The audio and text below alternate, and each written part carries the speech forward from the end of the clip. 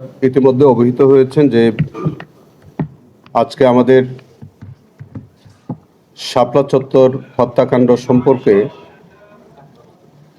তদন্তের অগ্রগতি সম্পর্কে জানার জন্যে আমাদের সর্বজন শ্রদ্ধেয় আলম কুলের শিরোমণি আমাদের শ্রদ্ধেয় মৌলানা আব্দুল হামিদ পীর সাহেব হুজুর, মধুপুর হুজুর, নায়েবে আমির। আজকে এসছেন মাওলানা মামুনুল হক যুগ্ম মহাসচিব হেফাজতে ইসলাম হুজুর আসছেন, মাওলানা আজিজুল হক ইসলামাবাদী যুগ্ম মহাসচিব, মুফতি হারুন ইজহার যুগ্ম মহাসচিব, মুফতি মীর ইদ্রিস যুগ্ম মহাসচিব এবং মুফতি জুবাইর আহমেদ হুজুর আসছেন। অন্যান্য ওনাদের সাথে অন্যান্য সহযোগী আমাদের বিভিন্ন হুজুর আসছেন। আমাদের এখানে উপস্থিত আছেন আমাদের এডিশনাল আইজিপি শহীদুল্লাহ সাহেব, যিনি আমাদের তদন্ত সংস্থার কোঅর্ডিনেটর, এবং শাপলা চত্বর হত্যাকাণ্ডের অন্যতম তদন্তকারী কর্মকর্তা জনাব ইফতেখারুল আলম। তারা সবাই এসছেন যে 2013 সালের 5ই মে শাপলা চত্বরে যে নারকীয় হত্যাকাণ্ড যেটা সংঘটিত হয়েছিল, সেই বর্বরোচিত হত্যাকাণ্ডের বিষয়ে আপনারা জানেন যে আমরা দীর্ঘদিন যাবৎ আমাদের তদন্ত সংস্থা ইনভেস্টিগেশন করেছে। ইনভেস্টিগেশন শেষে চিফ প্রসিকিউটরের কার্যালয়ে একটা খসড়া রিপোর্ট তারা সাবমিট করেছে। সেই খসড়া রিপোর্টটা এখন চিফ প্রসিকিউটর সেটি পর্যালোচনা করবেন।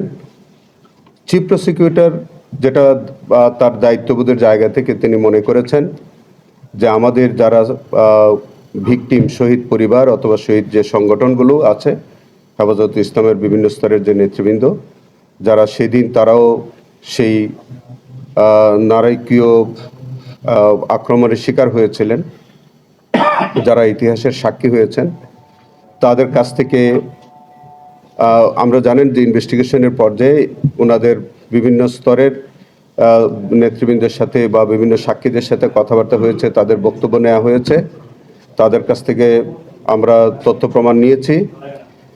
এত সত্ত্বেও আমাদের কাছে যে রিপোর্টটি সাবমিট করা হয়েছে, সেই রিপোর্টের উপরে আর কোনো বক্তব্য আছে কিনা ওনাদের, এবং আর কোনো পরামর্শ অথবা কোনো ধরনের সংযোজন বিযোজন এই সব কিছু নিয়ে আমরা মনে করেছি যে যাতে একটি সঠিক তদন্ত রিপোর্ট সাবমিট হয়, যাতে একটা স্বচ্ছ বিচার হয় এবং প্রকৃত আসামি যারা তারা যাতে বিচারের সম্মুখীন হয়, সেই কারণেই আমরা ওনাদেরকে আজকে আমরা সালাম জানিয়েছিলাম।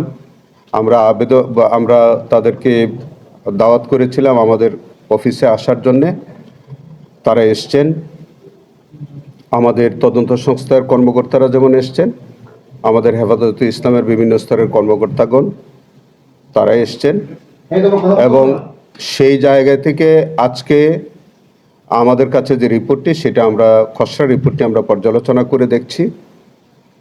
হয়তো শিগগির আমাদের কাছে পূর্ণাঙ্গ রিপোর্ট আসবে, এবং সেই রিপোর্ট আসার পরে আপনারা জেনে থাকবেন যে সেখানে আমি বাদী হয়ে একটা ফর্মাল চার্জ দাখিল করব এবং স্বাভাবিকভাবে বিচার প্রক্রিয়া শুরু হবে। এই পর্যন্ত আপনারা যদি আর কিছু বলার থাকে, আমার মনে হয় যে ওখানে আমাদের না, আমরা এইটুকুন পর্যন্ত একটু আপনাদের কাছে অনুরোধ জানাবো যে আমরা আসামিদের তালিকাটা, যেহেতু এটা খসড়া চূড়ান্ত প্রতিবেদন যেহেতু আমরা রিসিভ করিনি, আসামিদের তালিকাটা আমরা প্রকাশ করতে চাচ্ছি না বা পারছি না। আপনাদের অন্যান্য কোনো বিষয় যদি প্রাসঙ্গিক কোনো পরামর্শ প্রশ্ন থাকে, সেটা আমাদের আজিজুল হক হুজুর আছেন, মামুনুল হক হুজুর আছেন, আমাদের পীর সাহেব হুজুর আছেন, আমাদের তদন্ত সংস্থার কোঅর্ডিনেটর আছেন, ওনাদের কাছে আপনারা আর কোনো কিছু যদি জানতে চান জানতে পারেন। হ্যাঁ, কি বলছেন সেটা আপনারা বলতে পারেন, সেটা বলতে পারেন।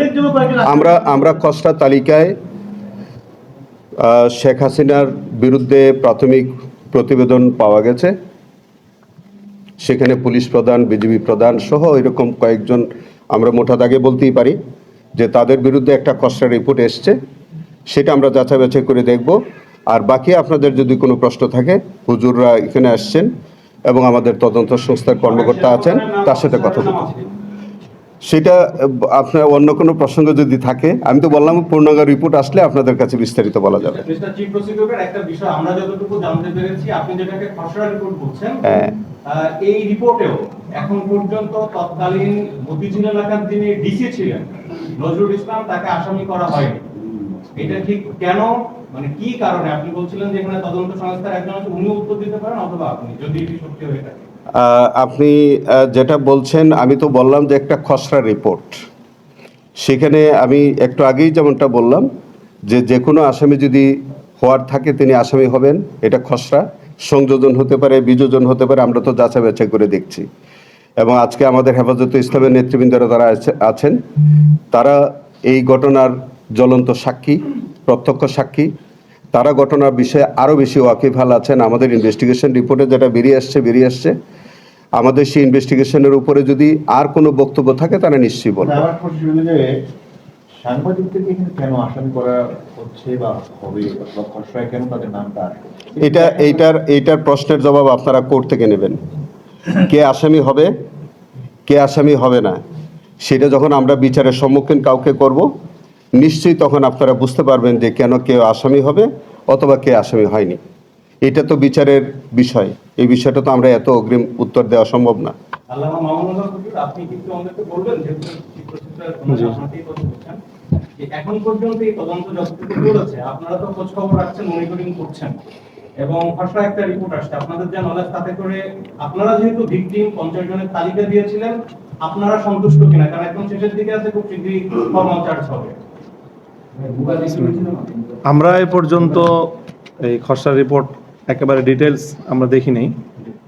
একেবারে একটা প্রাথমিকভাবে আমরা যেটুকু দেখেছি, কিছু আমাদের টুকটাক কারেকশন আছে। সেই কারেকশন আমরা এখনই ফাইনাল বলি নাই, আমরা একটু পর্যালোচনা করে আমরা এই আজকে 2-1 দিনের মধ্যেই আমাদের কারেকশনের কথাগুলো আমরা ওনাদেরকে বলবো। বলার পরে আমরা ফাইনাল একটা কথা বলতে পারবো যে আমাদের স্যাটিসফ্যাকশনটা কতটুকু হলো। কোনটার সাথে আপনাদের দ্বিমত হচ্ছে? না, মানে আমরা তো এখন, যেহেতু এটা আগেই বললেন চিফ প্রসিকিউটর, যে বিষয়টা তদন্তের পর্যায়ে, এখনো যেহেতু আনুষ্ঠানিকভাবে এটা সাবমিট হয়নি, কাজে এই পর্যায়ের সব বিষয় তো ওপেন করা যাবে না। তো আমরা আমাদের জায়গা থেকে যেটা একেবারে একটা ওভারঅল কথা বলতে পারি, সেটা হলো আমাদের যে এক্সপেকটেশন ছিল, আমাদের যে অভিযোগ ছিল, এই রিপোর্ট, খসড়া রিপোর্ট তার কাছাকাছি আছে।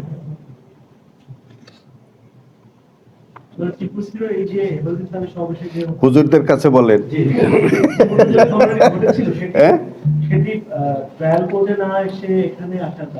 কোথায়? শোনেন, এটা তো একটা, অবশ্যই এটা একটা সিস্টেমেটিক অফেন্স, এটা ওয়াইড স্প্রেড এবং টার্গেটেড একটা কিলিং, এবং সেখানে সুপিরিয়র রেসপন্সিবিলিটি আছে, লোকাল পারপেট্রেটরদের ইনভলভমেন্ট আছে। আপনি একদম পরিকল্পিতভাবে, হেফাজতে ইসলাম যখন ব্লগারদের বিরুদ্ধে তারা প্রতিবাদ জানিয়ে আসছিলেন, বিভিন্ন রকম যখন তারা নানান সমাবেশ করতেছিলেন, তখন রাষ্ট্রের সর্বোচ্চ জায়গা থেকে এই জনগোষ্ঠীকে, আমাদের এই হেফাজতে ইসলামের মতো এই সংগঠনটিকে তখন একেবারে নিঃশেষ করে দেওয়ার জন্যে তারা নানান পরিকল্পনা গ্রহণ করলেন, এবং তারা কোনোভাবেই তাদেরকে কোনো সমাবেশ করা বা তাদের এই প্রতিবাদের জায়গাটা পর্যন্ত তারা যাতে করতে না পারেন, সেই বিষয়ে রাষ্ট্রের পক্ষ থেকে এরকম একটা পরিকল্পনা তারা নিয়েছে। আপনারা দেখেন 5 তারিখে, 5ই মেতে তারা বিভিন্ন জায়গায় তাদের সমাবেশ স্থল কিন্তু তাদের পরিবর্তন করতে হয়েছে, তাদের কোথাও তারা বসতে দিচ্ছে না, এবং সেটি হচ্ছে একেবারে সরকারের চূড়ান্ত জায়গা থেকে। অবশ্যই এটা একটা সিস্টেমেটিক অফেন্স, এবং সেটা শুধু ঢাকায় না, নারায়ণগঞ্জে ঘটেছে, কক্সবাজারে ঘটেছে, সে চট্টগ্রামে। তো সমস্ত জায়গায় যখন তারা একটা পরিকল্পিতভাবে আমাদের এই আলেম ওলামাদের উপরে এরকম একটা নৃশংস আক্রমণের শিকার তারা করলেন, এবং রাষ্ট্রের সকল অর্গানকে এটার বিরুদ্ধে নিয়োজিত করলেন, এটাকে আপনি সিস্টেমেটিক বলবেন না, এটা টার্গেটেড বলবেন না, এটা ওয়াইড স্প্রেড বলবেন না, তাহলে ওয়াইড স্প্রেড আর কি সংজ্ঞা থাকতে পারে? আমি তো মনে করি যে এই ট্রাইব্যুনালের এখতিয়ারভুক্ত সবচেয়ে উপযুক্ত একটি ঘটনা। জনাব চিফ প্রসিকিউটর, এই তদন্ত এবং বিচারের মধ্যে দিয়ে কি সাদাচন্দ্র হত্যাকাণ্ডে কতজন নিহত হয়েছেন তার প্রকৃত সংখ্যাটা পাওয়া যাবে কিনা, নাকি এটা পরবর্তীতেও এটা নিয়ে? শোনেন, আমরা এই পর্যন্ত খসড়া তালিকায় আমরা যেটা সংখ্যা পেয়েছিলাম এটা আপনাদের কাছে প্রকাশ করাই যায়। সেখানে হচ্ছে আমরা প্রায় 61 জনের একটা তালিকা আমরা পেয়েছিলাম, কিন্তু আমরা 58 জনকে আমরা আইডেন্টিফাই ইতোমধ্যে আমরা করতে পেরেছি, আর বাকিদের আমরা আইডেন্টিফিকেশনটা আমরা সম্ভব হয়নি, কিন্তু আমাদের তালিকা হচ্ছে 61 জন। মাননীয় চিফ প্রসিকিউটর, এখানে একটু আমি কারেকশন দিচ্ছি, সেটা হলো যে আসলে নিহতদের যে সংখ্যা, এই সংখ্যাটা সেই সংখ্যাটাই আসছে আমাদের আলোচনাতেও এবং এই তদন্তের মধ্যে দিয়েও, যাদের তথ্য সংগ্রহ করা সম্ভব হয়েছে। আমরা আগাগোড়াই বলছি যে এখানে অনেক মিসিং আছে, যে একেবারে ডেড বডি মিসিং, যাদের কোনো হদিসই নাই। কাজেই সেই তথ্যগুলো এখানে কোনোভাবেই আনার কোনো সুযোগ নাই, আনার কোনো মানে কোনো সূত্রই নাই, যেহেতু রাষ্ট্রীয়ভাবে এটাকে তৎকালীন সময়ে এই শাপলার শহীদদের গুম করার একটা অপচেষ্টা হয়েছে। এই জন্য সংখ্যাটা যেটা আসছে সেটা হলো শুধুমাত্র তাদের সংখ্যা যাদের অথেন্টিকভাবে যাদের তথ্য আমাদের কাছে সংগৃহীত হয়েছে। রাষ্ট্র তাদেরকে গুম করতে চাইলো, রাষ্ট্র তাদেরকে মিসিং করতে পারে, কিন্তু আপনাদের স্টুডেন্ট, আপনাদের ছাত্র এবং যে ছাত্ররা আছে তাদের তো পরিবার আছে, তাদের তো পরিচয় আছে যে এরা এই পরিবারের সন্তান বা এর সন্তান। সেইটা কি রাষ্ট্র চাইলে সিল করতে পারে? আমি আপনার কাইন্ড ইনফরমেশনের জন্য আমি তথ্য দিচ্ছি, সেটা হলো যে এখানে শহীদদের মধ্যে আমাদের স্টুডেন্টদের পোরশনটা কিন্তু খুবই কম। এখানে সমাজের সকল শ্রেণীর মানুষ, এখানে ছাত্র, ইউনিভার্সিটির ছাত্র, বুয়েটের ছাত্র, ট্রাক ড্রাইভার, শ্রমিক, রাজনৈতিক দলের কর্মী, সব ধরনের বাংলাদেশের তখনকার প্রায় সবগুলো বিরোধী দলের রাজনৈতিক কর্মীরাও এই শহীদদের তালিকার মধ্যে আছে। অর্থাৎ একটা সার্বজনীন আন্দোলন যেটাকে বলা হয়, সেই আন্দোলন ছিল, যেখানে নানা অ্যাঙ্গেল থেকে মানুষজন এসেছে এবং শহীদ হয়েছে। আমরা কাছে যেতে আমরা যে ওনাদেরকে আমরা পাইও না, পেয়েছি। আপনি একটু বলবেন যে এই ছাত্র তো হতে যেতে একটু জোরে জোরে বলে দিলে হবে, একটু জোরে বলে দিবে। আছে আমরা স্পেসিফিক কিছু বললাম না, মানে তদন্তে সার্বিকভাবে কি আপনাদের চাপ ছিল নাকি আপনারা যা পেয়েছেন সব নিজেদের তদন্তেই পেয়েছেন, এবং যাদের আশা করেছেন কোনো চাপ ছিল কিনা, কাউকে বাদ দেওয়া না দেওয়া, অথবা তদন্তটা আপনারা একবারে নিজেদের মতো করে করতে পেরেছেন এখানে কোনো চাপ ছাড়াই? এখানে কাউকে বাদ দেওয়া বা কার ঢুকানোর কোনোটাতে আমাদের কোনো চাপ ছিল না। এবং আমাদের এই মামলার তদন্তের সিস্টেমটাই ভিন্ন। শুরু থেকে প্রসিকিউশন টিম আমাদের সাথে থাকে এবং ওনারাও সার্বক্ষণিকভাবে শুরু থেকেই ছিল। প্রত্যেকটা বিষয়ে ওনাদের কনসেন্ট আছে, যে আসামি হচ্ছে কেন হচ্ছে। ম্যাক্সিমাম হুজুর তো বললেন তারা অলমোস্ট স্যাটিসফাইড। দুই একটা বিষয় আছে যেটা দিয়ে ওনাকে আমার প্রসিকিউশন টিমের সাথে, সরি ইনভেস্টিগেশন যে আমাদের কো-কোঅর্ডিনেটর, এই ইনভেস্টিগেশনটার ধরনটা হচ্ছে এরকম যে ইনভেস্টিগেশন এজেন্সি যে ইনভেস্টিগেশনটা করে, বিশেষ করে এই হেফাজতের ইনভেস্টিগেশনের মধ্যে হেফাজতের প্রত্যেক নেতৃবৃন্দ আমাদের সাথে, মানে ওনাদের সাথে আমাদের সাথে যোগাযোগ রেখেছেন। প্রত্যেকটি কর্মকাণ্ড আমরা যথাসময় তাদেরকে অবহিতও করেছি, এবং প্রসিকিউশনের পক্ষ থেকেও প্রসিকিউশনের যারা তদন্ত কাজে খুব সহায়ক ভূমিকা পালন করতে পারে এরকম প্রসিকিউটরও কিন্তু আমাদের তদন্ত সংস্থায় নিয়োজিত ছিল। তারাও সার্বক্ষণিক এগুলি দেখভাল করেছেন, এবং বলতে পারেন আপনি এটা যে ইনভেস্টিগেশনের মধ্যে আজকে আমাদের যেসব নেতৃবৃন্দ এখানে দেখছেন আমাদের হেফাজত ইসলামের, তারা প্রত্যেকটা কর্মকাণ্ড সবসময় তারা খোঁজ খবর নিয়েছেন। আমাদের প্রসিকিউশনের সদস্যরা তাদের সাথে ছিলেন, তারাও যখন যেভাবে আমাদের কাছে পরামর্শ চেয়েছেন আমরা সেভাবে পরামর্শ দিয়েছি। চলতি সপ্তাহে কি দাখিল হচ্ছে? আমরা খুব আশাবাদী যে আমরা আজকে আমাদের নেতৃবৃন্দদের সাথে কথা বললাম, রিপোর্টের খসড়া সম্পর্কিত তাদের সাথে আমরা একটা প্রাথমিক আলোচনা করলাম। এটা আপনারা জেনে থাকবেন যে যখন কোনো পুলিশ রিপোর্ট আসে, এটি কিন্তু আমাদের একটা নৈতিক দায়িত্ব যে আমাদের শহীদ স্টেক হোল্ডারদের সাথে আমাদের একটা মত বিনিময় আমরা করে থাকি। এই কারণে আমাদের তদন্তের স্বচ্ছতার সাথে, যে যাতে করে এই তদন্ত কোনোভাবে বিতর্কিত না হয়। যেমনটা আপনি বললেন যে কোনো আসামি এর মধ্যে বাদ করে যায় কিনা বা তাদের ইনভলভমেন্ট ছিল কিনা, আমরা একটা কথা, শেষ কথাটা বলি যে আমাদের কোনো আসামির যদি নিরপরাধ হয় তাকে আমরা আনব না, কিন্তু কোনো দোষী আসামি যাতে বাদ না পড়ে যায় সেই জন্য আমরা এই সতর্কতা অবলম্বন করছি। সেই কারণেই আমাদের হেফাজতের নেতৃবৃন্দদের সাথে আমরা আলোচনা করলাম, পরামর্শ নিলাম। ওনাদের যদি আমাদের আর ফার্দার কোনো পরামর্শ থাকে সেটা ইনভেস্টিগেশন এজেন্সি তারা সেইভাবে কাজ করে। আমি খুব আশা করছি যে আগামী 21 তারিখ আমাদের ট্রাইব্যুনাল খোলার দিনই আমি বাদী হয়ে আমাদের ফর্মাল চার্জটা আমি দাখিল করতে চাই। এর মধ্যে আমি আমাদের নেতৃবৃন্দদের সাথে আমরা কথা বললাম, ওনাদেরকে পরামর্শ দিলাম যে এর মধ্যে যদি তাদের কোনো আরো ফার্দার কোনো এভিডেন্স থাকে, পরামর্শ থাকে, তারা যেন আগামী 2-1 দিনের মধ্যে, এই 2 দিনের মধ্যে যাতে আমাদেরকে বিষয়টা হেল্প করে। আপনাদের খসড়া তদন্ত রিপোর্টে কতজন আসামি করা হয়? না, আমরা সংখ্যাটা আমরা এখন না বলি, এটা সহজ হয়। কারণ হচ্ছে আমরা আপনাদের একটু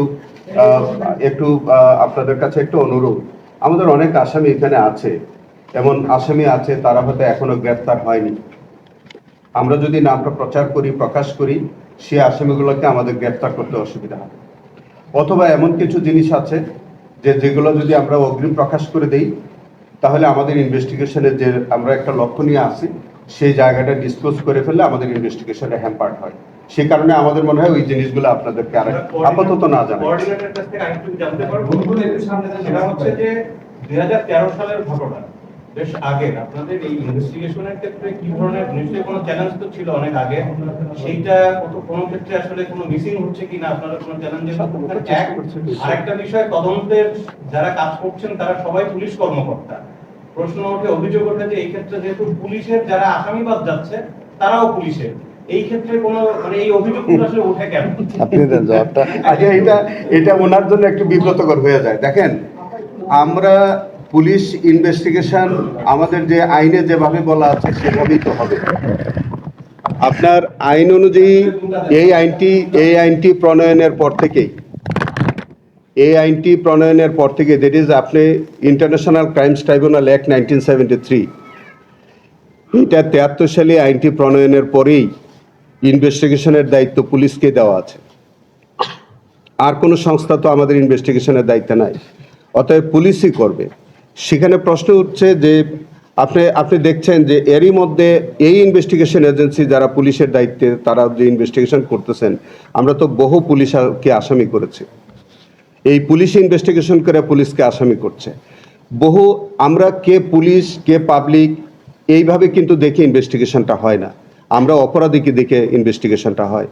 সো ওখানে আপনি এটা মনে করেন, এটা একটা পারসেপশন হতে পারে আপনাদের, কিন্তু আমরা আমাদের ইনভেস্টিগেশন এজেন্সি বলেন, প্রসিকিউশন টিম বলেন, আমাদের যে যৌথভাবে আমরা যে কাজগুলি করি, আমরা প্রথমত প্রাধান্য দিচ্ছি আমরা কে অপরাধী, কে পুলিশ, সাংবাদিক, আইনজীবী, ডাক্তার, এইভাবে আমরা দেখি কিন্তু ইনভেস্টিগেশনটা হয় না। অতএব আপনাদের এই আশঙ্কা থাকার কোনো কারণ নাই যে পুলিশ হলে পুলিশকে ফেভারিজমের কোনো জায়গা আছে। এই মামলায় দেখবেন, এই মামলার মধ্যেও দেখবেন যে বেশি সংখ্যক মানুষ কিন্তু পুলিশ